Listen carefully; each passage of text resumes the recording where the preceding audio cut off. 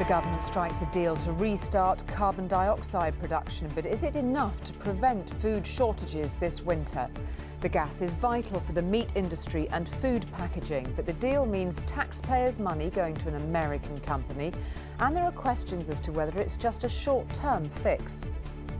There's a turkey business supplying Christmas, and we're a few weeks away from Christmas, so I couldn't imagine it wouldn't be sorted by then, but if it wasn't, it would be a disaster. Well, the shortage of carbon dioxide is a direct result of the spike in gas prices, all factors in putting increasing pressure on the cost of living. So what more have we learned today about the government's strategy in the face of a looming crisis? Anushka will be here, also on News at 10 tonight. Who is the third man, Rohit, on the new suspect in the Salisbury Novichok attack? Another promise lies in the dust. The Afghan schoolgirls forbidden a return to the classroom by the Taliban. Them saying that we're not allowed to go to school mean they want us to stay at home and not getting educated and not be part of society, which is sad. It's sad and it's stressful. La Palma's rivers of fire, lava running from its volcano boils swimming pools, and hundreds more are evacuated. And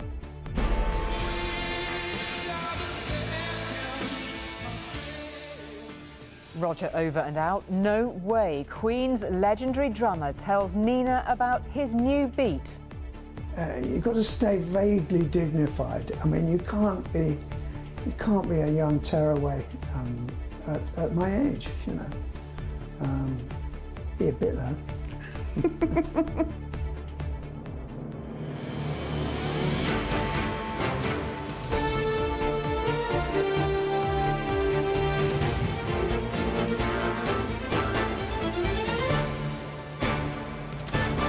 This is ITV News at 10 with Julie Etchingham.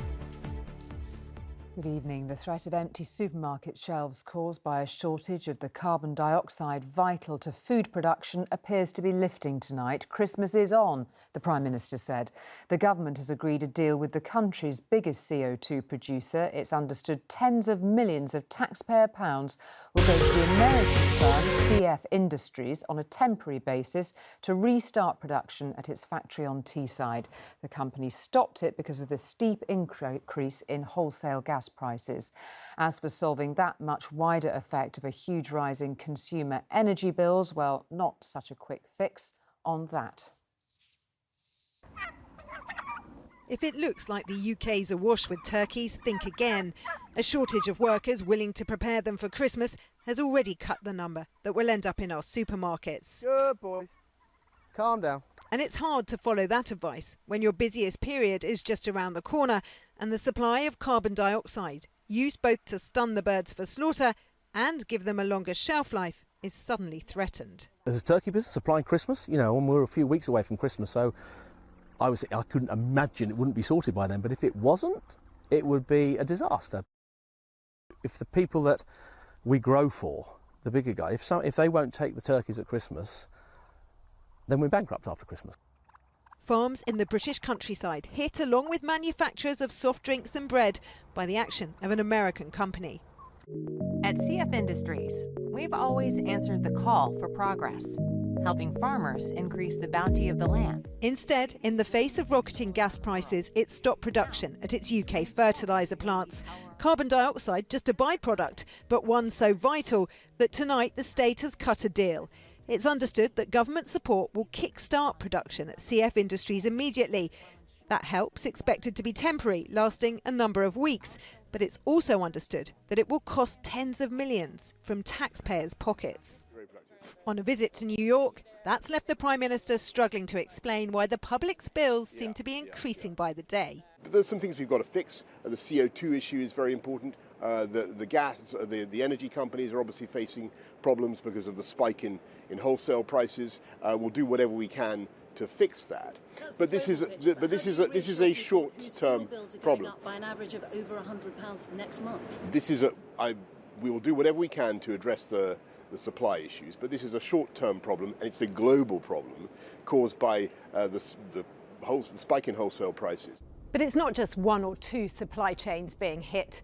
This glass house should be packed full of tomato plants, but a fortnight ago, the whole crop had to be chucked out because the gas needed to heat them to grow is now simply too expensive. It begs the question, if you step in to help one energy-intensive industry like the production of carbon dioxide, then why not others? Because in nearly 40 years of growing, Richard Lewis, still tending his summer crop in Suffolk, has never had to cancel all his winter orders. How do you feel about the fact that one part of the industry is being subsidised, not you? Yeah, quite upset by that, really. We've had a summer with huge challenges with labour, and we've gone from the labour challenges now to the gas challenges, and I think that the combination of the two has really exaggerated the situation. Carbon dioxide, just one element in a cluster of factors reducing the amount of British food on our shelves. The fear is if the government doesn't get to grips with the root of our supply problems, some farmers will struggle to hang on. Rachel Younger, News at 10, Suffolk. And Anushka's here to talk us through a bit more detail on this. First of all, let's talk about the deal and what we know so far about what's been struck with CF Industries on the CO2 question. Well, like Rachel said, this is a temporary measure, and that is really what the government wants to stress tonight. They have just put out the details of the deal, and it is just for 3 weeks only. And the point that they want to say is that this is to kickstart things for CF Industries. They've had talks with the company tonight, but also with other groups from the food industry. And they've all said that in those 3 weeks, they're going to try and push to find a market-based solution. Essentially, the demand for CO2 will go up, and then they hope that the government will be able to step out. But the speed at which they've acted shows how urgent this is, not just because of the food. A question too about household incomes and the squeeze on people's pockets. What more can you tell us about what you're finding about government strategy on this? Because it's clear they're very concerned about it. They're really worried because, on the one hand, we're seeing energy prices increase, we're seeing food prices increase, and this deal will be welcome, but it's not a magic solution to that. Now, Boris Johnson today has been stressing that wages will also increase, but there is a difficulty here, and that is other measures from his government. Next year, we're all going to have a national interest increase, and we're all going to feel that because it'll be on our pay slips. But the big things coming up right now, an end to furlough and that universal credit uplift of £20 is being taken away.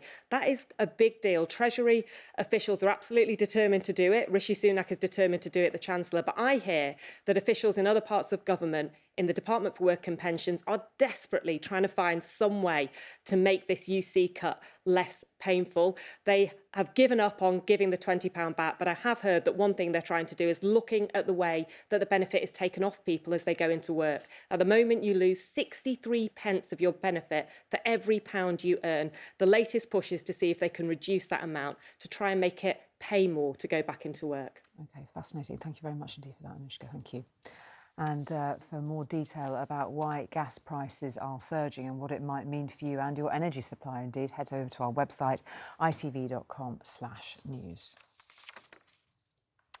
To Washington and the White House now, where Boris Johnson has been making his first visit as Prime Minister. He's meeting President Biden right now to discuss international diplomacy and climate change policy ahead of the big meeting in Glasgow in November. In a day of firsts, Mr. Biden made his maiden speech to the United Nations as President. In it, he promised to double the financial help on climate change for poor countries from £4 billion to £8 billion.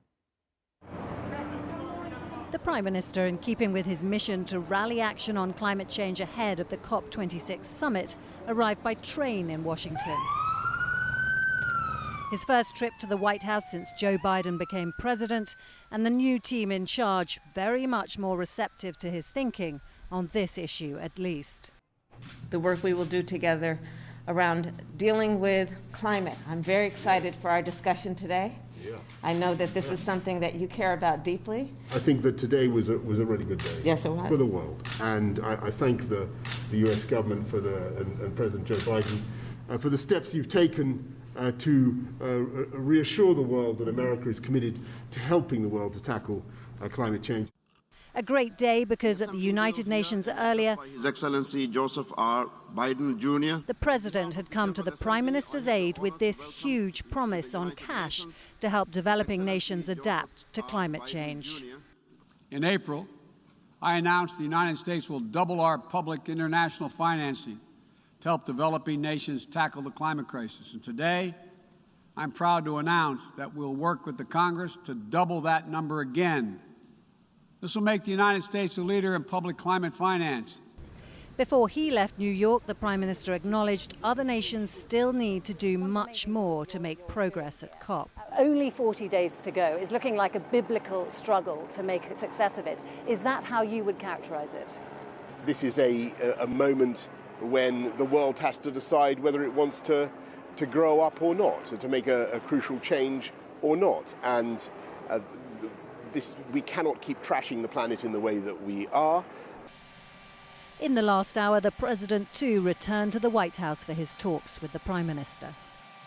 There's plenty for the Prime Minister and the President to discuss, not least trade and Afghanistan. But this $11.5 billion climate commitment from the US is the biggest diplomatic success of the trip so far. The Prime Minister is still some way short of his $100 billion annual target. But the hope is other wavering countries will now follow suit.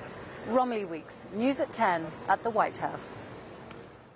Well, Emma is at the White House for us tonight, and we know that meeting between the Prime Minister and the President is happening right now behind you, Emma. No pictures quite yet. After an apparently faltering start, not least over Afghanistan, of course, how much is this a reset of the relationship, do you think? I think both men know that they need to try and make this relationship work.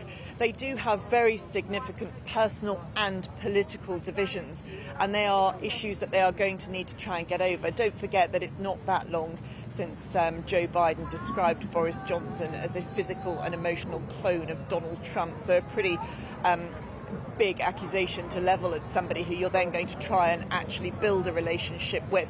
They do have things in common, of course. We've heard all about their commitment to climate. They want to tackle the COVID crisis, and also they're both pretty hawkish when it comes to China. But there are very deep divisions, not least over the way that the Afghanistan situation was handled. That was greeted with great horror by the British government. And also President Biden has real concerns about the impact of Brexit on the Northern Ireland peace process. But the reality is these are both time-served politicians. They know that they need to work together. They know when they need to build an alliance. So I would imagine that when we see the pictures from inside the White House tonight, there will be a lot of bonhomie as two men decide that they're going to make it work for themselves personally and politically. OK, Emma, thank you very much indeed for that. Now, it has been suspected for a while that there was a third member of the Russian hit squad which poisoned Sergei Skripal and his daughter Yulia in Salisbury. Now, prosecutors here have charged a third Russian who didn't actually go to Salisbury, but they believe ran the operation from London. Like the other two, he is a member of the Russian military intelligence. The Prime Minister said Russia must hand all three of them over for trial. He used an alias when he arrived at Heathrow 2 days before the poisoning. But the man who called himself Sergei Fedotov is a suspected member of Russian military intelligence. It's 3 years since a deadly nerve agent was deployed on the streets of Salisbury. Fedotov is alleged to have been the commander while his team went to Wiltshire to use Novichok against former double agent Sergei Skripal and his daughter. There were already two suspects, Alexander Petrov and Ruslan Borisov. British authorities have been trying to put them on trial. Russia said no and put them on TV instead, where they said their trip to Salisbury was simply to take in the sights. There's the famous Salisbury Cathedral, famous not only in Europe but in the whole world. It's famous for its 123-metre spire. We will not let this go. The Home Secretary promised persistence, but couldn't promise justice. We respect the people of Russia, but we will do whatever it takes, everything it will take to keep our country safe. Sergei Fedotov arrived at Heathrow from Moscow around 11 a.m. on the 2nd of March 2018, 4 hours before the others arrived at Gatwick. He stayed at a hotel in central London that weekend and is thought to have met the other suspects several times. They travelled to Salisbury on March the 4th. Later that day, the Skripals and police officer Nick Bailey were poisoned by Novichok. Fedotov didn't leave London and caught a flight to Moscow on the afternoon of the 4th. He was the most senior individual that's in. He'll have been in, staying in London to brief the two that were going down to carry out the attempted assassination and to liaise with other intelligence agencies operating out of the Russian embassy or probably operating from more covert bases that they've got. There is almost no chance that any of the Salisbury suspects will be extradited to the UK from Russia. I feel frustrated at the fact that they're bringing it up again. And it's not the first time, it's the second time. Charlie Rowley became ill after the attack, which killed his partner, Dawn Sturgis. Somebody needs to pay for the trouble that's been caused. Dawn's lost her life.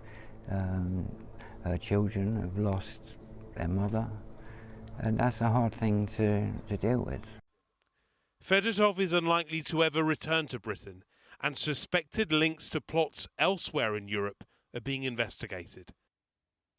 And it's fascinating to even think about those other plots and the long reach of the Russian arm into Europe. What more can you tell us about that? Well, we know that counter-terrorism police at Scotland Yard are now talking to their opposite numbers in the Czech Republic. Why? Because this unit, these three suspects, have been linked to an explosion there in 2014 at an arms depot inside another NATO country. They're also talking to police in Bulgaria. Why? Because of the suspected poisoning of an arms dealer there a few years ago. But perhaps what might be of most concern is the fact that this new suspect has been linked to Catalonia. He was said to have travelled reportedly to Barcelona during the days before the Catalonian unofficial independence referendum a few years ago. It suggests that this unit may not only be looking at assassinations, trying to take revenge for events in the past, but looking to shape the future. And that's what concerns intelligence agencies around Europe, including here in the UK. Take an event like a potential future Scottish referendum. Of course, though, everyone knows that Russia is set on upsetting the status quo, on changing the order. The Moscow government denies all of that, though. Right. Thank you very much indeed for that. Well, in what can only be a coincidence of timing, Russia was also judged today to have been responsible for the assassination in London of another former Russian spy, Alexander Litvinenko. You'll remember he was poisoned with a cup of radioactive tea in a hotel in 2006. The European Court of Human Rights made the ruling in a case brought by his widow. A class of primary school children has been told their much-loved young teacher won't be coming back. The body of Sabrina Nessa, who was 28, was found in a park in south-east London on Saturday morning. Police believe she was murdered the evening before, around 8:30 on Friday. Sabrina Nessa was 28. She was a primary school teacher, and she was murdered as she walked through a park not far from her home. As police in Kidbrooke in south-east London today combed it for clues, 3 miles away at the school where she worked, staff had the difficult job of consoling the children she taught. In a statement, the head teacher said, "We are devastated by Sabina's tragic death. She was a brilliant teacher. She was kind, caring and absolutely dedicated to her pupils. She had so much life ahead of her and so much more to give." Police believe Sabina was attacked here at around 8:30 on Friday evening, but her body wasn't found for nearly 24 hours. A man in his 40s was arrested on suspicion of murder, but later released under investigation. Officers are now doing extra patrols to try and reassure people who live in this area, while also today appealing to them for help. This did not happen in the middle of the night. People would have been in and around the park at the time. If you saw anything at all, even if you think it may be insignificant, we would ask you to come forward. Steph and Emma both live next to the park and walk through it every day. They didn't know Sabina, but on Friday evening they plan to hold a vigil here in her memory. So we felt compelled to organise it, just to bring the community together, support the family at this difficult time and just highlight what is happening to women at this time. This day and age, you should be able to walk freely as a woman on your own wherever you want. There are so many unanswered questions questions about what happened to Sabina, but as well as the shock and the grief, there is once again a growing sense of anger, a sense that this young woman should have been safe. Chloe Keedy, News at 10. The family of Harry Dunn, who have never stopped searching for justice, there was a victory of sorts today in their case against the American woman who knocked him off his motorbike. It is more than 2 years since Harry was killed. His parents have now reached a resolution in their civil claim against Alice Poulis, who was driving on the wrong side of the road when she hit him. No figure has been mentioned in the settlement. The family is still pursuing a criminal case. Now, like schools here and across the Northern Hemisphere, they've been reopening in Afghanistan too after the summer, but also after the takeover of the country by the Taliban. That, though, is where the similarities end. Despite its promises of a month ago, the Taliban is not allowing girls to return to secondary schools. Only the boys have gone back. It's not so long since she was working hard, winning prizes, top of the form. But this star student is now stuck at home. It's heartbreaking, it's sad that us girls are not allowed to go to school anymore. I mean, school is a place for learning, for getting educated. It's part of life, and them saying that we're not allowed to go to school mean they want us to stay at home and not getting educated and not be part of society, which is sad, and it's stressful. And while she's confined to her bedroom study, the boys are back in class. My brothers were in the same grade, now he's going and I'm not. I feel like as girls are understanding that we are treated differently. It is quite a contrast, the noise of a new term,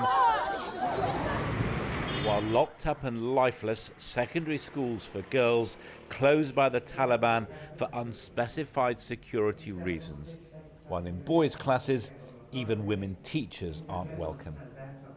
و ما از دولت تقاضا داریم که تقاضای زیسته که ما معلمینمون کم است و تقاضای ما است که معلمین ما را پس به طرف مکتب استادای زن بدون ماش کار کردن نمیتونن. In the face of local protest and international condemnation, Afghanistan's new government has promised teenage girls an education. But just what kind will be a defining issue for the Taliban. او د کوم ریاست څنګه هغه مش خلاص کړی ده او هغه خپل کار شروع کړی دی اوس یو مش په ټوله هلمند کې یو مثال داسې نه لرو چې د پلاني ریاست دی دغه خدمت نه دی شروع ټول ریاستونه خپل کار باندې بوخت. They should treat us all equally. Yet this girl and her friends are products of the 21st century. They just can't cut off women of the society. I mean, that's impossible. A generation with dreams beyond the Taliban's imagination. They pose questions their country's rulers will find hard to answer. Give girls and women their rights. I mean, I hope everything just goes back to normal. John Ray, News at 10. On the holiday island of La Palma in the Canaries, hundreds of places in the sun are being buried by conveyor belts of lava moving unstoppably down the mountainsides. The island's volcano erupted on Sunday. So far, nearly 200 hillside villas and their pools have been engulfed. 6,000 people have now been evacuated from the island. There is nothing that can survive the moving wall of molten rock relentlessly creeping across this landscape. Reservoirs, holiday homes, roads are all being consumed. This is high-speed geology and it's reshaping this neighbourhood. Where just a few days ago holidaymakers relaxed, now nature is scouring it back to a barren volcanic desert. Boiling away man's attempts to cultivate and civilise this hillside with superheated rocks 1,000 degrees Celsius, creating a cauldron which will soon be buried forever. Animals are now being moved after the evacuation of more than 5,000 people. Firefighters are doing what they can to help salvage a few valued possessions. But this is a smash and grab operation before the lava eviscerates everything in its path. Hay un montón de gente que está con con el tema de que no, que esto es un espectáculo, no, señores, aquí la gente está perdiendo casas. Yo me siento afortunado de no haber perdido la mía y estar lejos, en cierto modo, de la zona afectada, pero es que se toman esto como si fuese un cachondeo. This evening, the Spanish Prime Minister, who's on the island, promised money and support to rebuild. Hoy, en el Consejo de Ministros, ya hemos empezado a dar los pasos para activar todo el procedimiento de declaración de zona de emergencia de protección civil por parte del Gobierno de España. Van a ser semanas largas en las que tendremos que trabajar conjuntamente con todas las instituciones para poder evaluar los daños. Cumbre Vieja means Old Summit. Tonight, this ancient volcano has opened a 9th river of fire after lying dormant for half a century. There's no sign when this spectacular but devastating activity will finally end. Tam Rivers, News at 10. Now, it has been quite the night for goals for the home nations in the Women's World Cup qualifiers. England, playing in maroon, knocked 10 past Luxembourg. The last was scored appropriately enough by substitute Beth England. And with the last move of the match, look at that, 3 of them were scored in added time. A great result for new coach Sabrina Nessa. Great celebrations too. Scotland did almost as well, beating the Faroe Islands 7-1. Northern Ireland beat Latvia 4-0, and Wales had a rather more modest 1-0 win away to Estonia. So just the 22 goals then from the women of the home nations keep them coming. And finally, lockdown restrictions halted the rock group Queen's world tour in its tracks. But while fans wait for it to begin again next year, the band's drummer, Roger Taylor, decided he wanted to break free and create his own kind of magic. So he's about to set off on his own tour of smaller, more intimate venues with some new music and some of the old hits. They're all symbols and they're all different. They all have a different tone. When it comes to drum kits, Roger Taylor knows what he's talking about. And you're going to be out on the road playing them very shortly. I am. I'm going to be bashing the hell out. He has, after all, been doing that for the best part of half a century. Thank you, John. Now, for the first time in 2 decades, he is set to tour as a solo artist, while he waits for Queen's pandemic hit concerts to resume next year. The 72-year-old says it's now or never. Thought, well, you know, TikTok, there's times of waste, times moving on, and I might not be able to do it again in a solo capacity. I have a great band, so I thought this would probably be the last time that I do it as a solo. But Brian and I intend to continue with Queen as long as we can do it properly.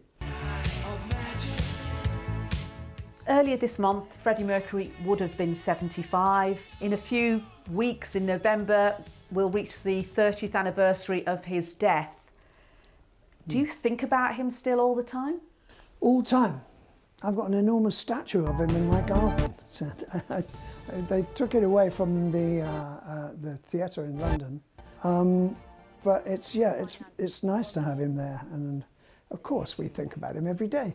I mean, every day. He's just part of our fabric. In lockdown, Taylor recorded this video to honour healthcare workers, with the band now fronted by Adam Lambert, as well as making a solo album.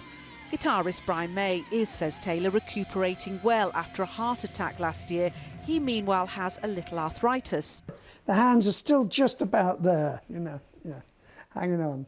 Do you think there's an age at which rock stars should call it a day? Probably. Do you? Yeah.